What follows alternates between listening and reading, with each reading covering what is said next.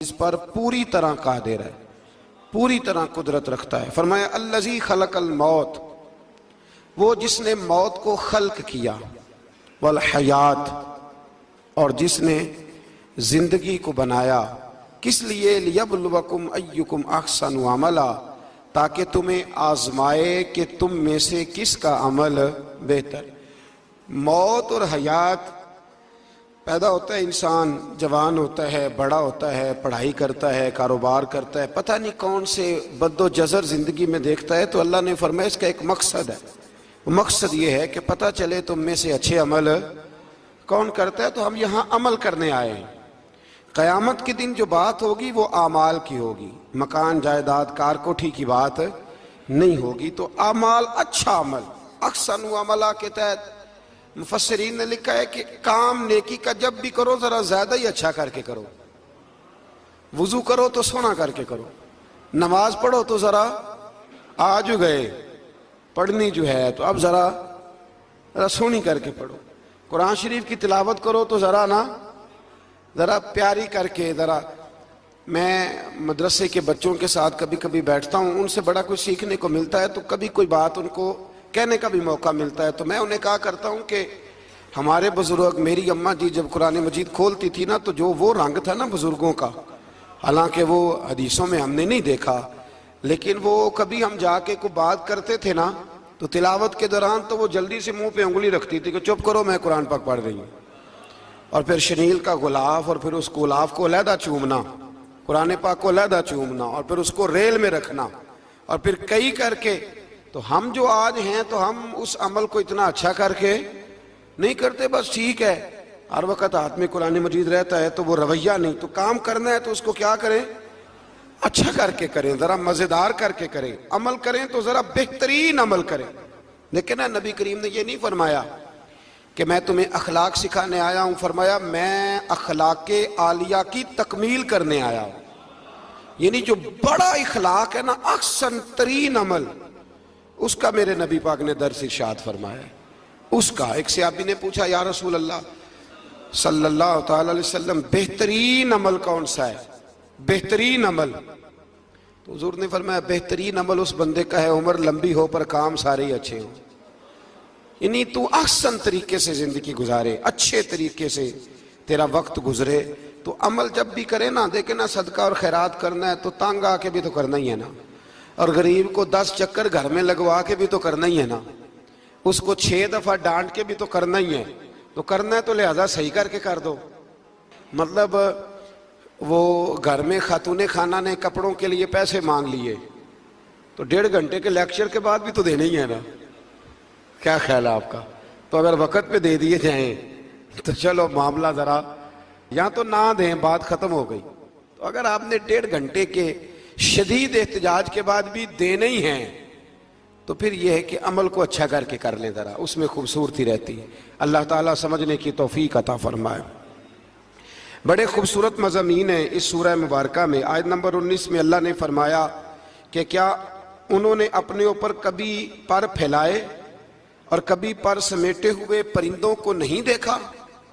کیا تم نے کبھی دیکھا نہیں کچھ پرندے اوپر اٹھتے ہیں تو پر پھیلائے ہوتے ہیں اور کچھ نے پر سمیٹے ہوتے ہیں؟ تو فرمایا ان کو فضا میں رحمان کے علاوہ کو روک نہیں سکتا، صرف ایک رب رحمان ہے جس نے انہیں فضا میں، یار جہاز آپ نے دیکھا ہے اسے کون روکتا ہے؟ آپ یقین کریں کبھی اس پہ بیٹھا بندہ غور کرنے لگ جائے نا میں کہاں ہوں، تو ہو سکتا ہے پریشان ہو جائے۔ کون روک کے رکھتا ہے اسے؟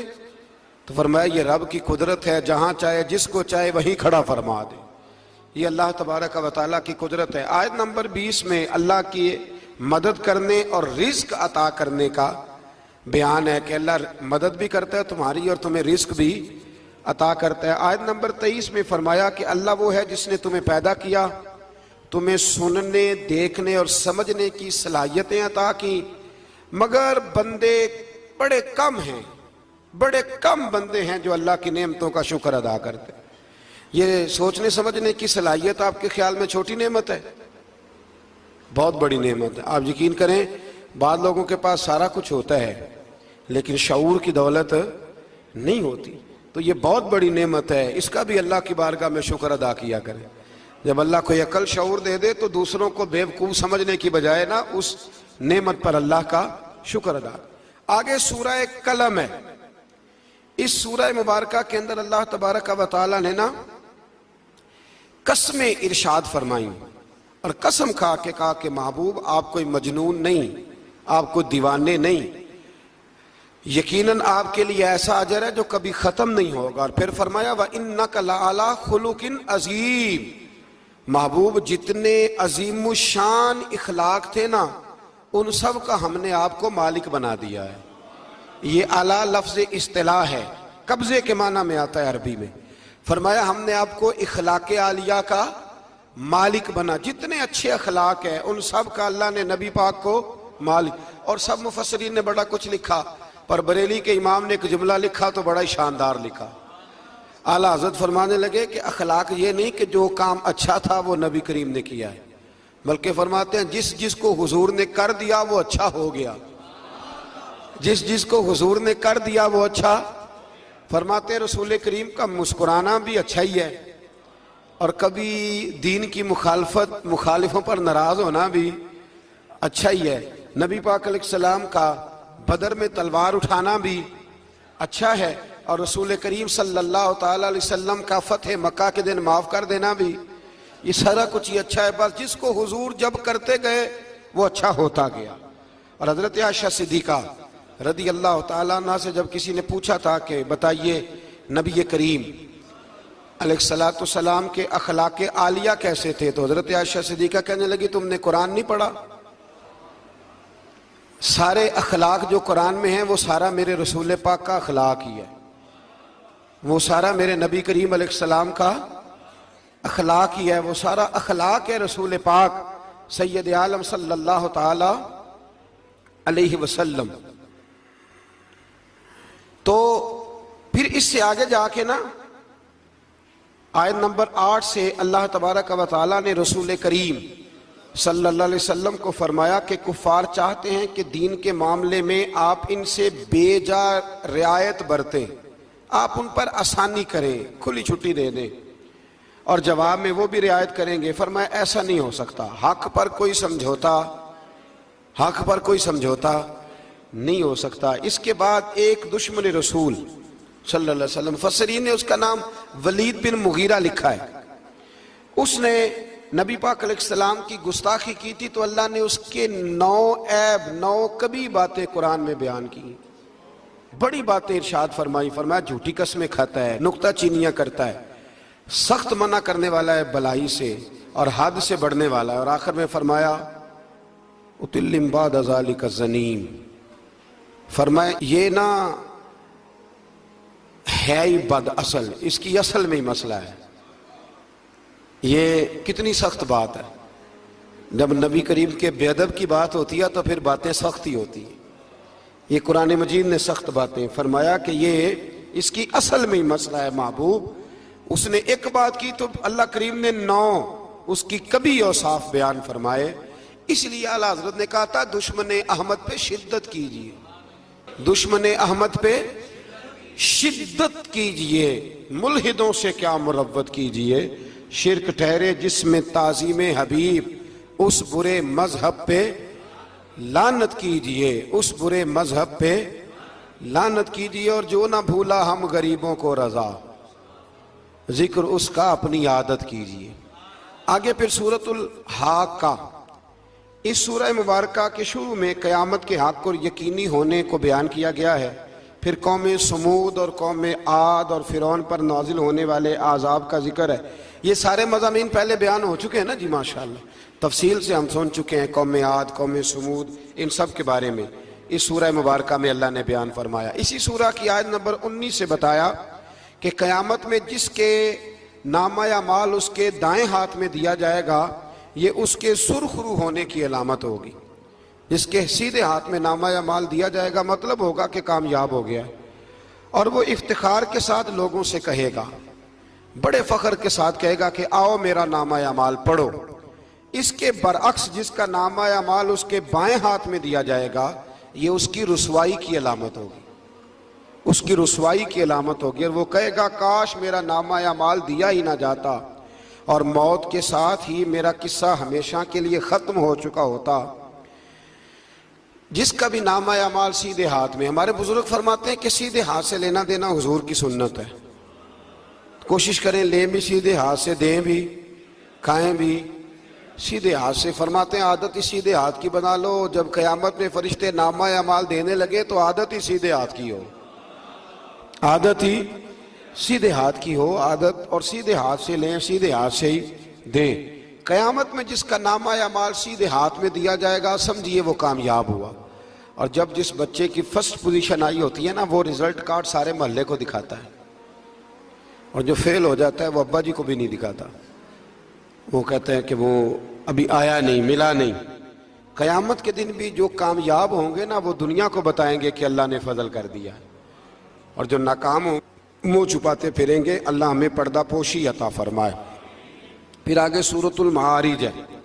اس سورت کے شروع میں ہی عذاب قیامت کا ایک بار پھر بیان ہے کہ حشر کا ایک دن 50,000 سال کے برابر ہوگا، آسمان پگھلے ہوئے تانبے کی طرح ہو جائے گا، اور پہاڑ دھنی ہوئی رنگین اون کی طرح ہو جائیں گے، کوئی کسی کا پرسان حال نہ ہوگا۔ اس وقت مجرم یہ تمنا کریں گے کہ بیوی بھائی رشتہ دار، بیوی بھائی رشتہ دار اور تمام اہل زمین سب کو اپنا فدیہ دے کے اپنی جان چھڑا لے، سب کو دھونس دے آگ میں لیکن اپنی جان چھڑا لے۔ اس دن انسان کا یہ حال ہوگا۔ یہ جو کچھ لوگ، میں نے پہلے بھی کہا تھا کہ کچھ لوگ نا مذاق اڑاتے ہیں قیامت کے عذاب کا، قبر کے عذاب کا، یہ بات درست نہیں ہے۔ دیکھیں نا کہ اللہ تعالیٰ نے قرآن مجید کی واضح آیات میں عذاب کا ذکر فرمایا ہے۔ کیوں فرمایا ہے؟ کہ لوگ اس عذاب سے ڈرے، اس سے بچنے کے لیے تیاری کریں، یہ بیان فرمایا۔ اب یہاں لوگ مذاق اڑاتے ہیں معاذ اللہ تعالیٰ، کہتے ہیں دیکھو جی فلاں مولانا کہہ رہے تھے بچھو آئیں گے تو یہ ہوگا، خدا کے بندو مولانا کون ہوتے ہیں؟ مولانا کون ہوتے ہیں یہ بات کرنے والے؟ یہ تو حدیثوں میں آئی، قرآن مجید کی آیات میں آئی۔ آپ مذاق نہیں اڑائیں بلکہ کوشش کریں کہ اللہ تبارک و تعالی ہمیں سمجھنے کی توفیق عطا فرمائے۔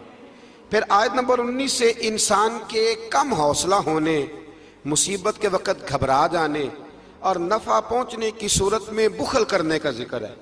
فرمایا بڑے کم حوصلے والا ہے، مصیبت کے وقت گھبرا جاتا ہے، اور اگر اسے ہم نفع دیں نا تو جب نفع ملے تو چاہیے تھا نا سخاوت کرتا، تو اس وقت کیا کرتا ہے؟ بخل کرتا ہے، کنجوسی کرتا ہے۔ اللہ فرما رہا ہے، نبی پاک علیہ الصلوۃ والسلام نے فرمایا یہ جو سخی ہوتا ہے نا، فرمایا یہ سخی بندوں کے دل کے قریب بھی ہوتا ہے، اللہ کے قریب بھی ہوتا ہے، اور جنت کے قریب بھی ہوتا ہے۔ اور فرمایا یہ جو بخیل ہوتا ہے نا، بخیل یہ بندوں سے بھی دور ہی ہوتا ہے، بندوں سے بھی دور ہے، جنت سے بھی دور ہے، اور اللہ تبارک و تعالیٰ کے قرب سے بھی دور ہے۔ اور حضور فرماتے ہیں جب صبح سورج طلوع ہوتا ہے تو فرشتہ دعا کرتا ہے اللہ سخی کو زیادہ عطا فرما، اور کہتا ہے یا اللہ جو کنجوسی کرے نا اس سے روک لے، اسے نہ دے، اس لیے کہ جب وہ نہیں دے رہا۔ بڑی خوبصورت مثال علامہ اسماعیل حقی نے لکھی ہے۔ آپ فرماتے ہیں کنویں سے سارا پانی ختم ہو جائے تو نیچے سے تازہ آ جاتا ہے، اور اگر پانی ختم نہ ہو اندر ہی پڑا رہے تو باسی ہو جاتا ہے۔ تو ایسا ہونا چاہیے کہ ایک دفعہ سارا پانی ختم، میں آپ کو سارا مال صدقہ کرنے کو نہیں کہہ رہا، لیکن حضرت ابوبکر صدیق نے کئی دفعہ یہ کام کیا۔ ہجرت کی رات بھی سارے پیسے ہی لے گئے، تبوک کے دن بھی سارے پیسے خرچ کر دیے، حضور نے اعلان کیا تو سارے پیسے ہی۔ مولانا حسن رضا صاحب فرمایا کرتے تھے اعلیٰ حضرت کے بھائی، بیاں ہو کس زبان سے مرتبہ صدیق اکبر کا کہ محبوب خدا محبوب ہے صدیق اکبر کا، اور لٹایا راہ حق نے گھر کئی بار اس محبت سے کہ لٹ لٹ کر حسن گھر بن گیا صدیق اکبر کا، لٹ لٹ کر حسن گھر بن گیا صدیق اکبر کا۔ تو کنجوسی سے بچنے کی کوشش کریں۔ ہاں اسلام فضول خرچی سے منع کرتا ہے، فضول خرچی نہیں کریں، لیکن جہاں خرچ کرنا ہو وہاں سے کنجوسی بھی نہ کریں۔ پھر اس سے آگے سورہ نوح کا ذکر ہے۔ اس سورہ کے شروع میں ہی نوح علیہ السلام کا اپنی قوم کی طرف مبعوث ہونے پر قوم کو اللہ کی عبادت کی دعوت دینے اور گناہ چھوڑنے کا ذکر ہے۔ پھر حضرت نوح علیہ السلام نے جو اپنی قوم کے بارے میں اللہ سے فریاد کی کہ اللہ یہ نہیں مانتے، پھر عذاب آیا، تو اس ساری بات کا اللہ نے سورہ نوح کے اندر ذکر فرمایا۔ پھر آگے سورۃ الجن ہے، سورہ جن۔ میں نے آپ کو پچھلے کچھ اسباق میں بھی بتایا تھا کہ جن نبی کریم علیہ السلام کے غلام تھے، حضور کا کلمہ پڑھتے تھے۔ جنات مسلمان ہوتے ہیں، بلا وجہ کسی کو تنگ نہیں کرتے۔ ہمارے ہاں جتنا شور ہے نا جنات کے آنے کا، اتنے آتے نہیں، اتنا کالا جادو ہوتا نہیں جتنا کہ ہم لوگوں نے سمجھ لیا ہے۔ قرآن مجید کی آخری 2 سورتیں پڑھیں، اللہ اپنی رحمت فرمانے والا ہے، اللہ کرم نوازی کرنے والا ہے۔ اس صورت میں اس امر کا بیان ہوا ہے کہ جنات جو تھے وہ عالم بالا میں خبروں کی سن گن کے لیے، خبریں تلاش کرنے کے لیے جایا کرتے تھے، مگر اب وہ وقت آ گیا ہے کہ عالم بالا میں ان کا داخلہ بند کر دیا گیا ہے۔ ایک وقت تھا کہ جنات خبریں سننے گننے کے لیے چلے جاتے تھے، اب ان کا داخلہ اب وہاں کی خبریں بتا سکتے، یعنی کو بابا جی اگر کہہ دینا کہ مجھے جن نے بتایا ہے کہ تیری اتنی روزی ہے، اتنی باندھ ہے، تب تو مر جائے گا، تو یہ بات اس لیے درست نہیں کہ اب جنوں کا وہاں جانا ویسے ہی بند ہو گیا۔ تو اب بابا جی تو آپ کو پتہ ہے نا، یہ بھی کہہ دیتے ہیں اللہ ماشاءاللہ کہ وہ چیزیں پیسے مانگتی ہیں، یعنی بڑی بڑی عجیب فلسفے کے ساتھ نا وہ چیزیں پیسے مانگتی ہیں۔ تو میں نے کہا مطلب چیزوں کا پیسے مانگنا تو سمجھ میں نہیں آتا، یا پھر کوئی ایسی بات بتا دی جاتی ہے کہ جس سے وہ پیسے دینے والا ماحول بن جاتا ہے۔ تو فرمایا اب ان کا وہاں جانا بند ہے، اور جو بھی جاتا ہے محافظ ان کا راستہ روک لیتے ہیں، اور آگ کے گولے ان پر برسائے جاتے ہیں اگر آسمانوں پر جانے کی جن کوشش کریں۔ جنات نے مشورہ کیا کہ پورے روئے زمین کا جائزہ لے کے دیکھیں آخر یہ سارا منظر کیوں تبدیل ہو گیا، تو ضرور کوئی بڑی تبدیلی آئی ہے۔ حضرت ابن عباس رضی اللہ تعالیٰ عنہ نے بیان کیا کہ ان کی ایک جماعت مکے کی طرف گئی، اور وہاں نبی پاک علیہ السلام عکاظ کے بازار میں اپنے اصحاب کو صبح کی نماز پڑھا رہے تھے۔ انہوں نے یہ قرآن سنا، اور پھر جن جا کے دوسروں کو کہنے لگے کہ ایسا قرآن سن کے آئے ہیں کہ جیسا کبھی نہیں سنا۔ تو آؤ پھر محبوب کریم کی بارگاہ میں چلتے ہیں، خود بھی مسلمان ہوئے اور اپنی قوم کو بھی اسلام کی دعوت دی۔ اس کی آیت نمبر 26 میں اللہ تبارک و تعالیٰ نے فرمایا، یہ سورہ جن جو ہے نا، اس کی آیت نمبر 26، اللہ کریم نے ارشاد فرمایا عالم الغیب فلا یظہر علی غیبہ احدا، فرمایا غیب کا جاننے والا اپنے غیب پر کسی کو مطلع نہیں کرتا، غیب کا جاننے والا آگاہ نہیں کرتا اپنے غیب پر کسی کو بھی۔ آگے فرمایا الا من ارتضی من رسول، لیکن اپنے رسولوں میں سے جس کو پسند کرتا ہے اس کام کے لیے چن لیتا ہے۔ کسی عام بندے کو غیب پر مطلع، یہ آیت نمبر 26 میں نے کتنی دفعہ یاد کرائی آپ کو؟ تو بھئی عقائد جو ہوتے ہیں وہ جب سے ہم قرآن مجید پڑھ رہے ہیں جگہ جگہ عقائد آئے ہیں اہل سنت کے، جگہ جگہ آئے ہیں، تو آپ سمجھے نا کہ یہ عقیدہ جو ہوتا ہے یہ شعر سے ثابت نہیں ہوتا، یہ قرآن حدیث سے ثابت ہوتا ہے۔ شعر تو ایک ذوق کا نام ہے۔ تو فرمایا عام آدمی کو اللہ غیب پر اطلاع نہیں دیتا، پر اپنے رسولوں میں سے جس کو چاہتا ہے اس کام کے لیے چن لیتا ہے۔ تو بتائیے نبی پاک سے بڑھ کے بھی اللہ کسی کو چاہتا ہے؟ حضور نے فرمایا خبردار ہو جاؤ، اس نے مجھے اپنا محبوب بنایا ہے، الا وانا حبیب اللہ، خبردار میں اللہ کا حبیب بن کے آیا ہوں۔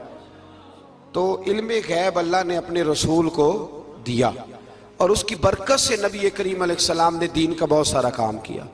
حبیب کریم علیہ السلام نے بہت ساری باتیں، اور بہت سارے ایسے لوگ ہیں جو صرف حضور کا غیب دیکھ کے ایمان لائے، یعنی ایمان ہی غیب دیکھ کے لائے۔ خود حضرت عباس نبی کریم کے چچا، وہ جب بدر کے لیے آنے لگے نا، وہ آنا اس وقت بھی نہیں چاہ رہے تھے، پر قبیلے اور برادری نے مجبور کر کے انہیں ساتھ تیار کیا۔ وہ آئے نا تو جو گھر میں سونا پڑا تھا نا وہ ایک جگہ پہ چھوڑ آئے، اپنی بیوی کو کہنے لگے کہ میں آ گیا تو نکال لوں گا، اور اگر میں قتل کر دیا گیا تو تو نا نکال کے بچوں پہ خرچ کر دینا۔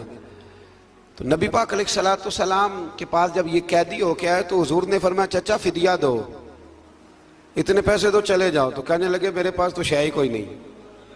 وہ جو 15 دن عمرے والے وہاں رہتے ہیں نا، وہ 2.5 من کی شاپنگ کر لیتے ہیں، اور جب کسٹم والا کہتا ہے پیسے دو تو تازہ عمرہ کیا ہوتا ہے، کہتے شے ہی کوئی نہیں۔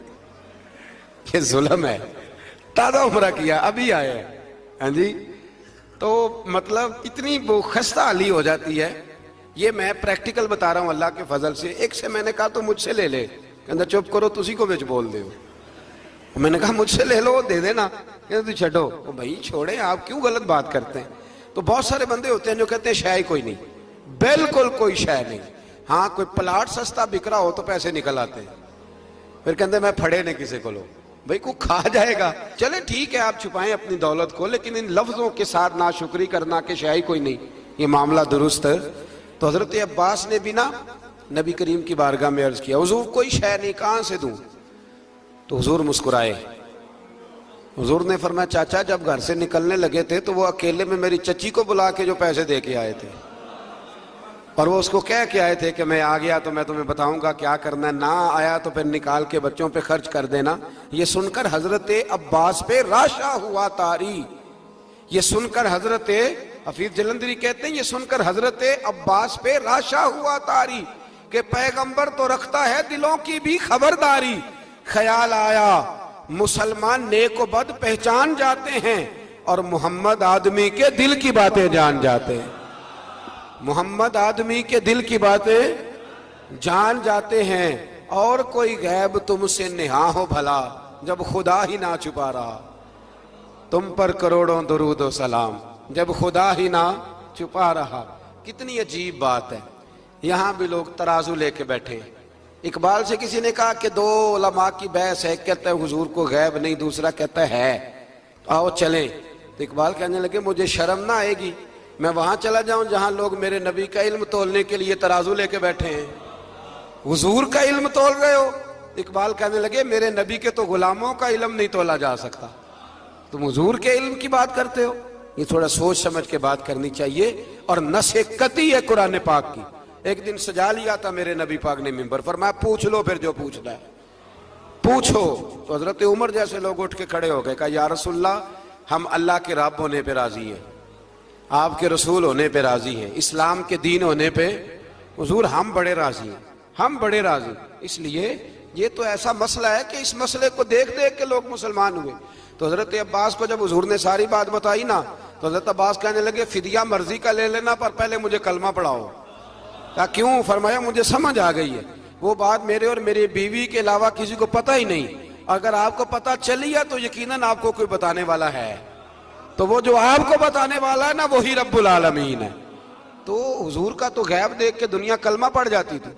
اس پر بڑی تفصیل سے میں نے ایک دفعہ بات کی تھی, موقع ملا تو وہ ساری روایات ایک جگہ کسی وقت جمع کریں گے انشاءاللہ تعالی, اور آپ کو عرض کریں گے کہ وہ کیا خوبصورت ماجرا ہے. اور اب تو الحمدللہ ایک اور آسانی بھی ہو گئی ہے.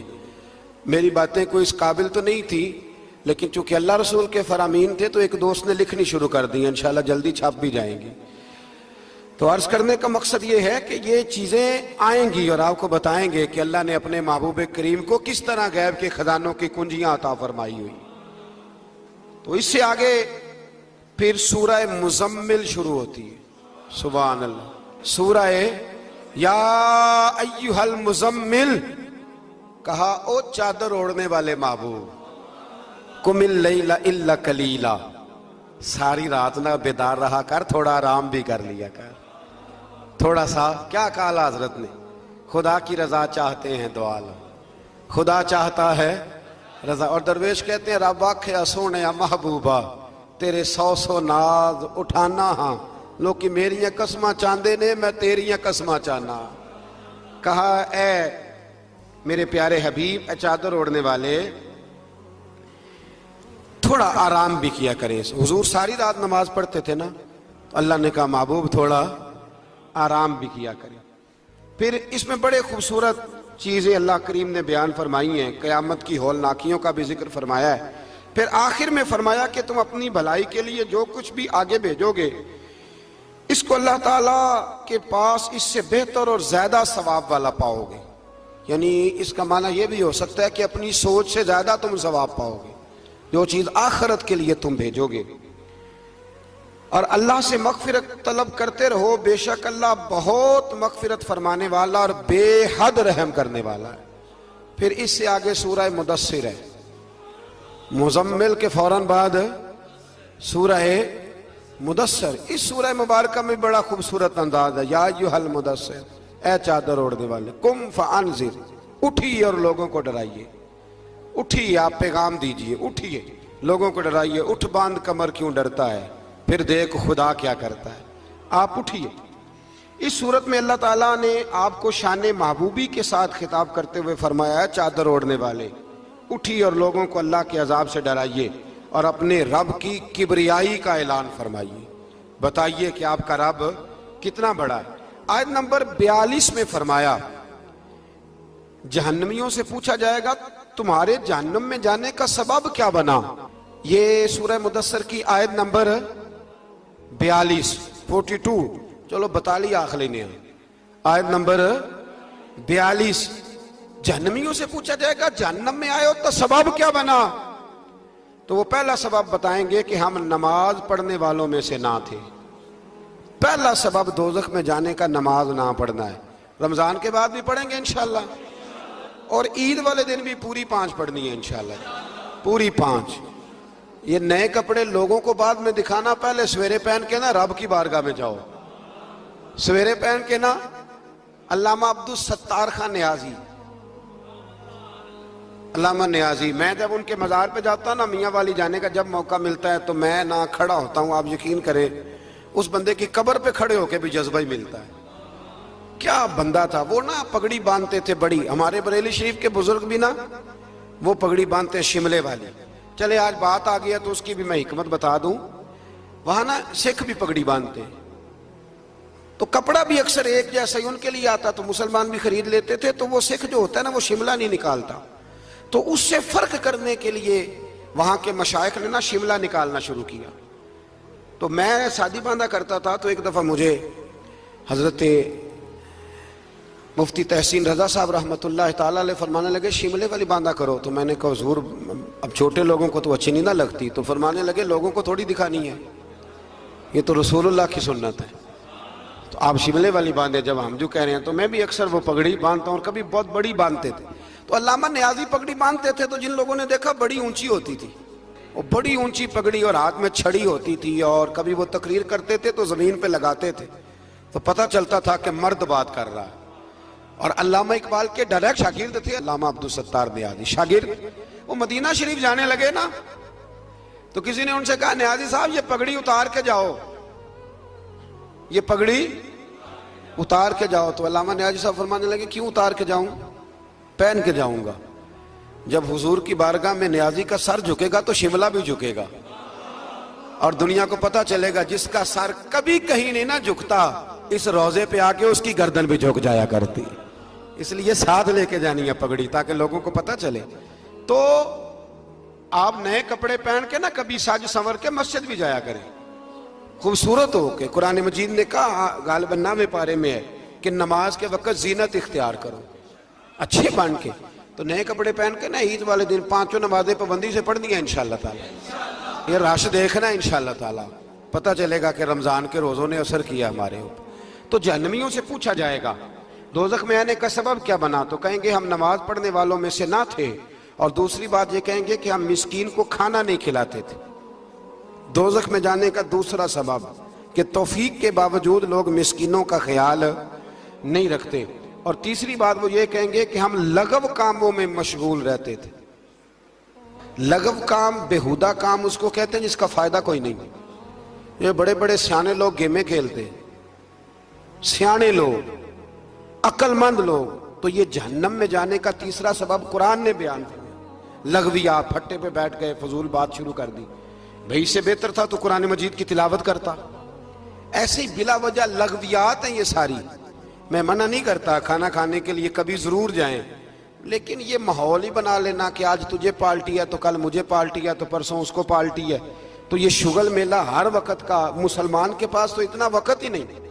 एक दोस्त मुझे कहने लगे कि मैं आजकल बड़ा बोर हो रहा हूं। तो मैंने कहा तो असल में फारग है, वरना हमारे पास तो टाइम ही कोई नहीं बोर होने का।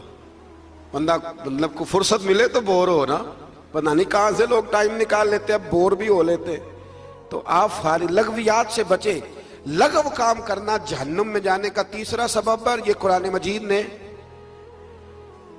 इस सूरह मुबारका की आयत नंबर 42 में इरशाद फरमाया। اور چوتھے نمبر پر کہیں گے ہم قیامت کے دن کو جھٹلاتے تھے کہ موت ہمارے سر پہ آ گئی۔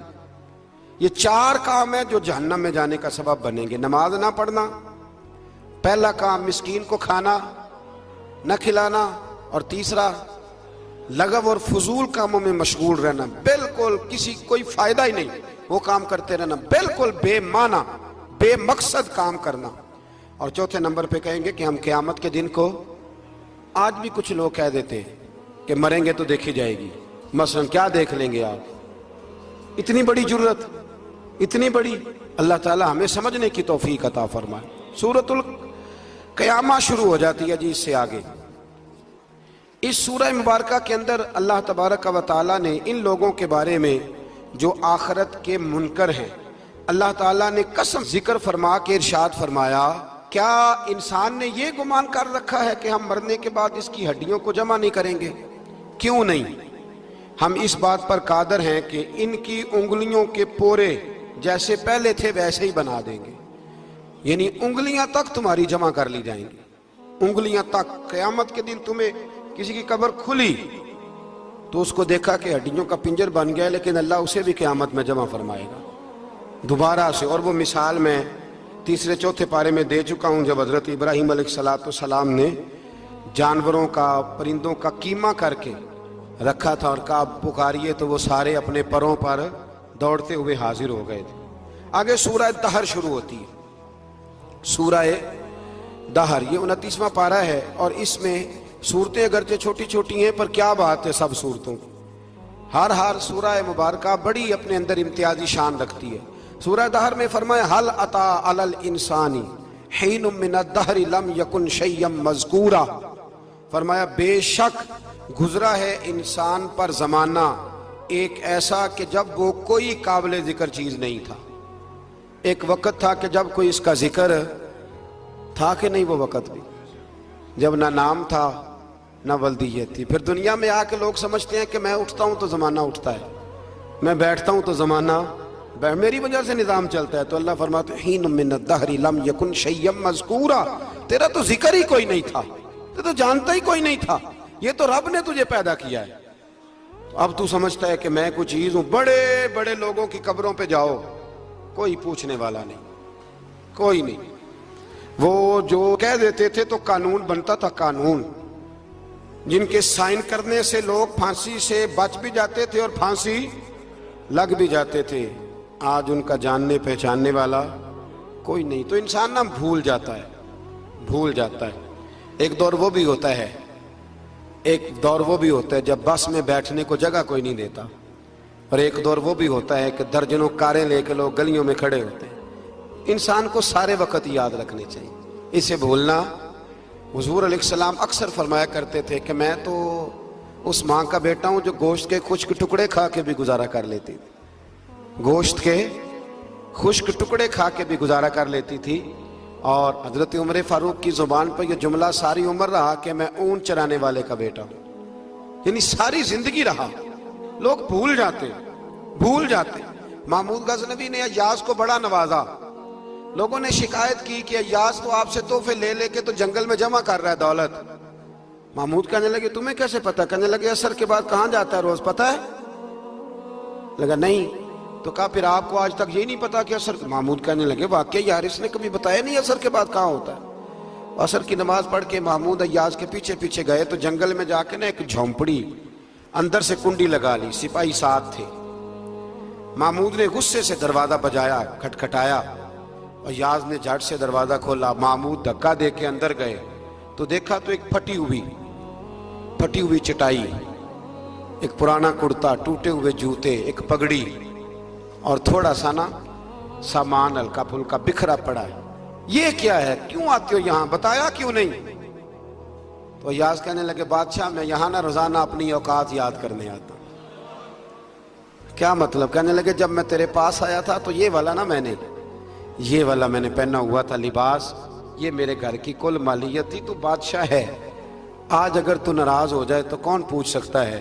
میں روز آ کے اپنی اوقات یاد کرتا ہوں کہ دوبارہ اگر یہاں آنا پڑے تو مجھے مشکل نہ ہو۔ ملا رومی سے کسی نے کہا تھا خشیت کیا ہوتی ہے؟ تو آپ فرمانے لگے ایک مانگنے والی سے ایک بادشاہ نے نکاح کر لیا تھا، مانگتی تھی، بادشاہ کو پسند آ گئی، شادی ہو گئی، تو سارا دن روتی تھی، سارا دن روتی تھی۔ تو اس کی کنیزیں اس سے کہنے لگی کہ بس بھی کر، اللہ کا شکر بھی ادا کر، اتنا تجھے اللہ نے نواز، تو روتی رہتی ہے۔ تو کہنے لگی اس لیے نہیں روتی اس لیے ہوں کہ میں اس قابل نہیں تھی، اور ڈرتی اس بات سے ہوں کہ کہیں میرا سائیں ناراض نہ ہو جائے۔ میں تے گلیاں دا روڑا کوڑا، میں گلیاں دا روڑا کوڑا، تے مینو محل چڑھایا۔ ایک میرا سنگی نا بڑا مہنگا سویٹر لے آیا میرے لیے، کچھ زیادہ ہی مہنگا تھا وہ۔ میں نے اسے کہا یار یہ رکھ لے تو۔ کہنے لگے ہم لے آیا تو بس قبول کریں۔ تو میں نے کہا میری اماں نا کروشیے سے میرے لیے سویٹر بناتی تھی، کروشیے کی ٹوپی، پتہ نہیں کروشیے کا بھی نئی نسل کو پتہ ہو کہ نہ ہو، تو وہ اماں جی نے بنا کے دیا، تو پھر اس کے بعد میرے چھوٹے بھائی نے بھی پہنا، پھر میرا ایک بھانجا لے گیا چھوٹا، اس نے بھی پہنا۔ تو وہ اتنا مزیدار ہوتا تھا، اتنا شاندار ہوتا تھا کہ جو دھاگے اس میں لگے ہوئے تھے وہ دوبارہ کسی اور جگہ نظر، وہ کہیں اور میسر۔